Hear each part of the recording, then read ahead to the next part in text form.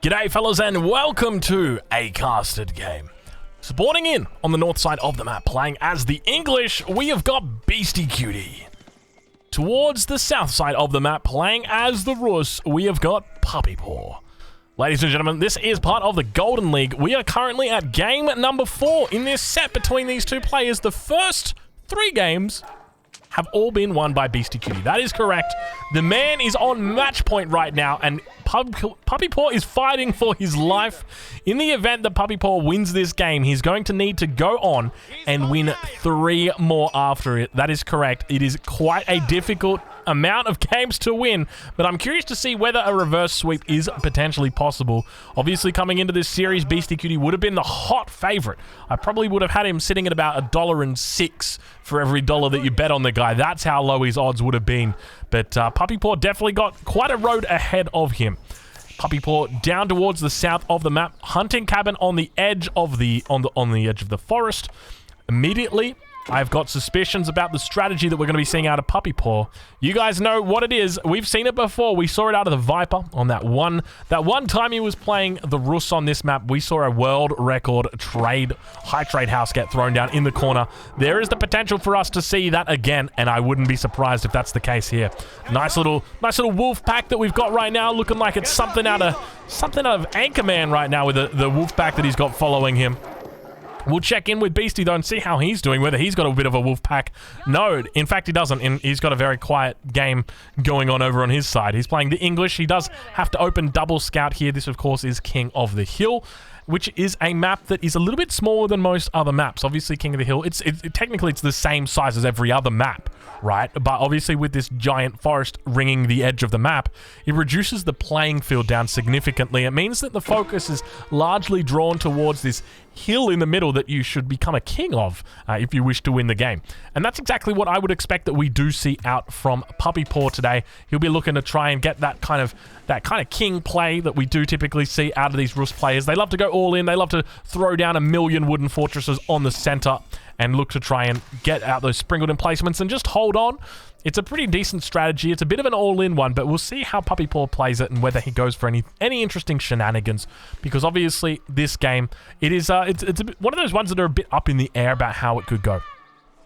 Beastie Cutie's English isn't known for its strength. Let's just say it that way. Obviously, he's played plenty of English before. He knows the civilization in and out. He knows how it works. But when it comes to the Golden League, it's probably one of his worst performing civilizations.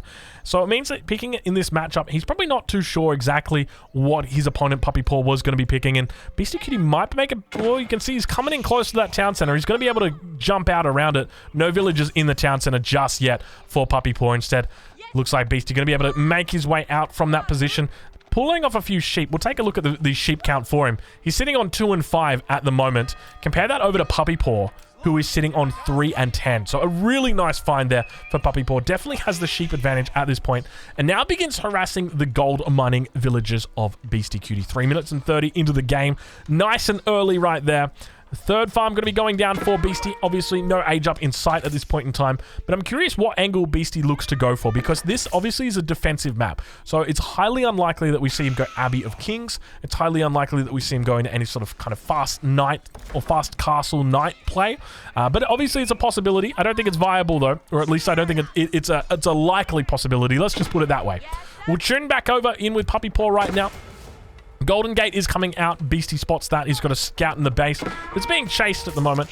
And now we see that Puppy Paw quite heavy over on the wood gathering. Still yet to move out for a boar.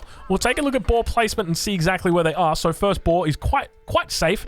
Could very easily be lured to the edge of the map where it could be killed and a hunting cabin placed here, collecting in a beautiful bounty of trees. The other alternative is this one in the center, which would give you a nice little option for a forward base. But obviously going up against the English, a forward base seems like something you probably don't need a lot of. They are typically a civilization that likes to be a little bit more aggressive, and that's exactly what we see coming out from Puppy Paw. It looks like it's going to be a wooden fortress on the deer hunt. So he's looking to play it a little bit differently. We don't normally see it like this, but dropping down that wooden fortress, being very safe here with an aggressive opening. But Scout got to be careful. You can see the bows are teeing off towards that Scout. It's going to be able to escape with 11 health. Second Scout making its way out as well. Beastie now dropping down that council hall in the front of his base. Always a little bit concerning when you've got a council hall in the front of your base. Because typically what happens is your longbows, or not typically, but always, they always seem to pop out this front door. Even if you rally the council hall to the back, they will still pop out the front door and walk all the way around. Instead of them popping out the back, like you would expect, they pop out the front. They pop out the front, and it means that if your enemy was to move up with a potentially larger number of archers, they could look to deny those out and then sort of just camp the door and say, well, if you come out, I'm just going to kill you, so stay inside, and then all of the archers stay inside, and you never get to see any more archers. And that kind of hurts. Beastie now moving out with a single villager, though. We'll tune in with Puppy Paw and see whether he's going to be spotting this villager, as it looks like his scouts are moving back towards his base. He's got the first one chasing this scout down towards the west, and the second one running back towards the wooden fortress in the center. But a decent little spot here from Puppy Paw. If Beastie wants to come in here, he's going to have to really try and push the agenda, push the issue. And now moving up into the center of the map. What have we got here? A little bit of tower play, if you will. But Beastie Cutie absolutely nowhere to be seen with that villager. He's... Oh, my lord. Okay, if... Oh, he's doing it. He's 100% doing it. What a cheeky guy. Where do you reckon he's going for? Do you reckon he's going for the wood line, or do you reckon he's going for the hunts? And the question is he actually going to come up with anything? Because this wooden fortress almost certainly is going to be able to spot this, and then he's just going to be able to pull units, pull villagers. Actually, he could just jump these villagers inside the wooden fortress right now. I don't think he's going to be able to do it, but if he did, he'd be able to kill that scout. He wouldn't have to think about it, wouldn't have to worry about it. Wooden fortress in the middle of the map comes up here. He's going to continue chasing around that scout, though. Outpost coming up on the south side.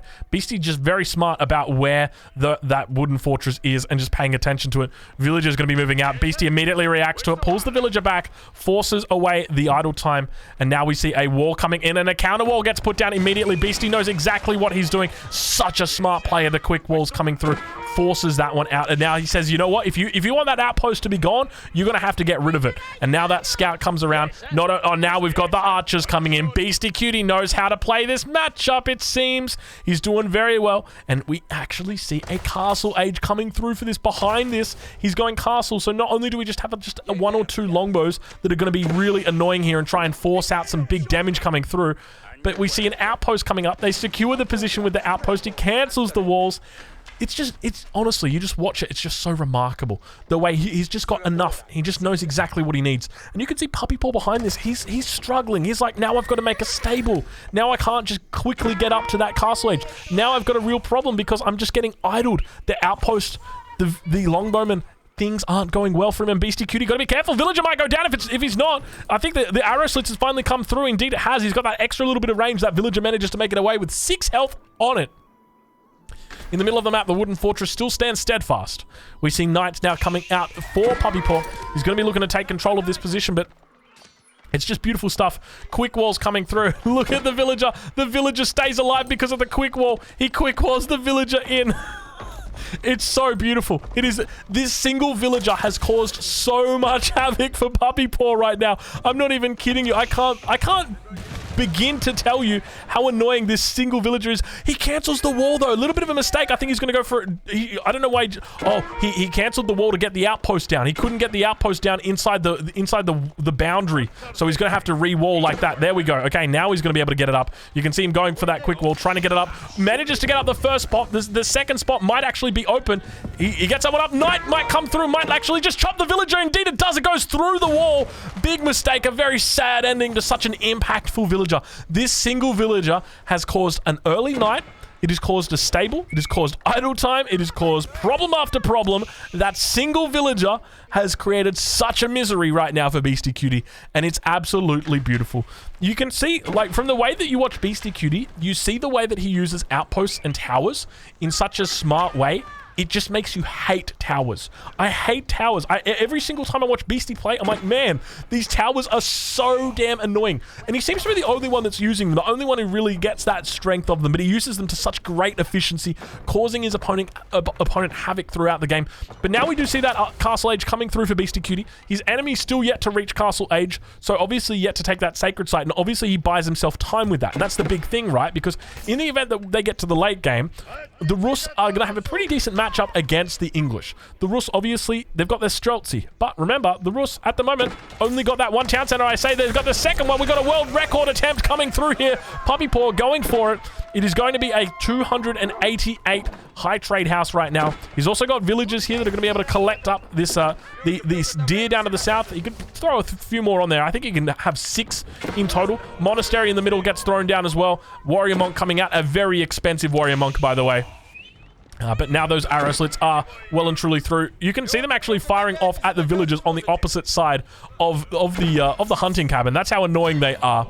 So still yet to clean that up. And now up towards the north, it looks like the villager for Beastie Cutie going to be able to quick wall in on that position once again. Turns his attention towards the wall. He's going to be careful not to lose his life like his brethren before him. And now we continue to see attacks happening all over the map. We'll take a look at Beastie. We're right on board with him and see exactly what he sees as he manages to siege down that wall. Puppy Paw now looking to try and clean up that position. Unfortunately for Beastie, does lose another villager out on that side. He's got 35 villagers in total at the moment. 36. Compare that to Puppy Paw, who's on 36. And I love that Puppy Paw has matched him with the town center. Such a smart play. And now Puppy Paw gets scouted out. Beastie sees exactly what Puppy is up to. And remember that Puppy is now going to be able to... Oh, Beastie could be so smart and just kill this deer. Just deny 10 gold. He could totally do it. And I wouldn't be surprised if he does it. Like, he's just that kind of guy. He'd be like, oh, a deer. Thank you. And he would take it out. I think he did. Oh, no, he didn't. I must have clicked something else. I'm sitting here waiting for it to go down to 0. But now up towards the north, Puppy Paw going to be scouting out. Beastie seeing what he's up to. You're not up to too much, it seems, because that scout indeed gets denied. We'll tune in with Beastie once again, right on board with him as we hear attack alarms getting thrown off all over the map right now. He's actually just sieging down this high trade house. We can see the scout going to be making its way back. Not going to be taking out that unfortunate little deer in the corner, but doing a great little job. But we see that the sacred site has now been taken by Puppy Paw. So Beastie Cutie he's on a timer. We'll call the timer 11 minutes 40. So 21:40. Get your clock watches out. Get your stopwatches out. All that fancy stuff. And most importantly, remember, if you do want to see the grand final, which will be happening on Sunday, then make sure you check out EGC TV's broadcast. I'm not sure. I'm thinking about the time that this is uploaded. You know what? It's probably already finished. So, you know what? Don't worry about it. But it'll be up on YouTube, all right? I'll leave a link in the description to EGC TV's YouTube channel. I want you guys to go catch it here because one of these two guys is going to be playing in that grand final. I don't know whether it's going to be Beastie. I don't know whether it's going to be Puppy Paw. At the moment, it looks certain to be Beastie Cutie. He's up 3-0 in this series, and he'd have to make an absolutely massive mistake to lose or to not win a game for the rest of the series. But it's definitely in the realm of possibilities. Second night now coming in. Beastie Cutie looking to try and mix things up. You can see he's got plenty of stone in the bank. So thinking about dropping that keep in the middle. He's still got an outpost or a wooden fortress that he's going to have to contend with. And now in the middle, we've got knights that managed to clean that position up. Beastie Cutie still calling out with the scouts. You can hear them over on this eastern side and just being so annoying. This single outpost here is going to force such a massive response from his opponent. Another villager going down. Relics coming back in, but you just got to be... You really have to admire the story of the single villager that just did so much for Beastie Cutie in this game. Trebuchet going to be coming out for Puppy Paw. And maybe this is where Beastie Cutie actually sort of worked against himself when you think about it, okay? In the fact that he decided to go for an outpost upgrade here. So by going for that outpost upgrade, by the way, so many villagers have just gone down over here. By upgrading this outpost and fortifying it, you've basically said, hey, make trebuchets. And he makes a trebuchet, but you know what that means? That means he's going to have a trebuchet when the keep drop comes. And so now we've got this difficult position where you've got a person that's already got trebuchets out and you want to go for a keep drop. So they're going to have the rock to your scissors already. Before you even get to throw your scissors out, their rock is already on the table. And that's where it becomes really difficult. And these villagers now moving forward, you can see he was thinking about dropping a keep, but I think he's realized or remembered that there was a wooden fortress up there, that there's highly likely a big bit of line of sight. But now that push is going to be slowly made, Beastie Cutie going to be looking to try and force his way up here. Trebuchet going to be firing down upon some of these units. I'm pretty sure that rock actually hit the knight there. Villagers do fire down upon that knight, looking to try and tee off towards it. Oh! 10 health, not too bad. Outpost is now up for Beastie Cutie. He's bought himself a little bit more line of sight. Now, the hard part's going to be getting up onto this plateau. That's the thing. He wants to get up on top here. But it's going to be difficult for him with these sprinkled in placement outposts already up. Remember that they get the extra 2 range. In fact, we don't actually have sprinkled in placements coming through just yet for Puppy Paw, but I suspect there will be through shortly. We'll check and see how Puppy Paw is doing over in his base. Obviously, he's got those 2 town centers up. Plenty of deer up behind on the back of the base as well. That world record high trade house, he's going for it. And obviously, we'll look to commit to a little bit higher. If you guys want a little tip about how to get an even higher one, you cut into here so you can fit in the high trade house, and it can soak up like a whole extra ring of trees, and it goes up to like 500 plus. I think it was Salami that I saw, and he had like 560 bounty on his. It was pretty damn incredible. Let's just put it that way. But now it looks like we've got ourselves a knight coming in, looking to try and deny this, but the trebuchet, it's already out. Mangonel moving forward as well. It could be big news as the Mangonel looks to try and come down towards those villagers. He could make his way down there. Mangonel, you're going in the wrong direction, sir. Get over there. What are you doing, Mangonel? But the trebuchet just going to be able to fire down towards the keep. And ideally, on this position, what you want for Puppy Paw is for this keep to get up. Because this is a drain on resources. Every second that this keep is being repaired by the villagers, you are forcing resources to be attributed somewhere. Obviously, he gets a foothold here, and it makes it easier for him to hold on to that. And we see trebuchets in response from Beastie Cutie. He's got 3 out already. Still only the 1 trebuchet out for Puppy Paw at this point. So definitely a little bit on the low side. Ideally, you'd want him to have similar numbers to his opponent. Knight's going to be able to run in underneath this. You got to be careful here in just defending this position. We'll take a look from Beastie Cutie's perspective. He does see this outpost because I don't know how line of sight is being provided onto this. It could... No, I'm not too sure exactly. It might have been the arrows being fired off down the hill, potentially. But now that trebuchet number looking healthy for Beastie, but every other unit looking very, very low. Beastie with 4 villagers repairing at the moment. So the losses of resources isn't going to be... Or the loss of resources isn't going to be significant. Once that second trebuchet comes out, that's when you've got real problems. Because that second trebuchet, instead of pulling 4 villagers, well, now you've got to pull 10 villagers if you want to keep up with repairing on that. And every single one of those villagers is draining the exact same amount of wood. You got to remember that. So that second trebuchet is really going to make the difference here. We'll check and see whether he's got a second trebuchet coming out. What is Puppy Paw doing? Why doesn't he have a second trebuchet out? I don't know what Puppy's up to. I guess we do have that timer. That's one thing to know. We got that timer. So I can't remember exactly what it was. I think it was 2140. But now going to be pushing down the hill. He's got to be careful not to lose these springles. But the springle number's looking very healthy for Puppy. And I guess that's one thing to note, is that he's happy just sitting here making springles. He's got keeps. He doesn't have boiling oil yet, but he doesn't really need it at this point. There's not a lot of units coming out for his opponent. And Beastie now going to be in a bit of a difficult position because Puppy Paw has definitely got the, he's got everything going for him at this point in time. And you can't help but feel like maybe a little bit of a mistake got made here by Beastie Cutie and not looking to secure that middle a little bit sooner. Obviously going for the fast castle. I mentioned it earlier. I didn't think it was going to be a likely outcome that he would be going for this. But it turns out he is. We'll check in with the village account and see how he's doing. You can see he's got plenty of resources back here in the base. He's on 72 villagers at the moment. Compare that over to his opponent, who's sitting on 73.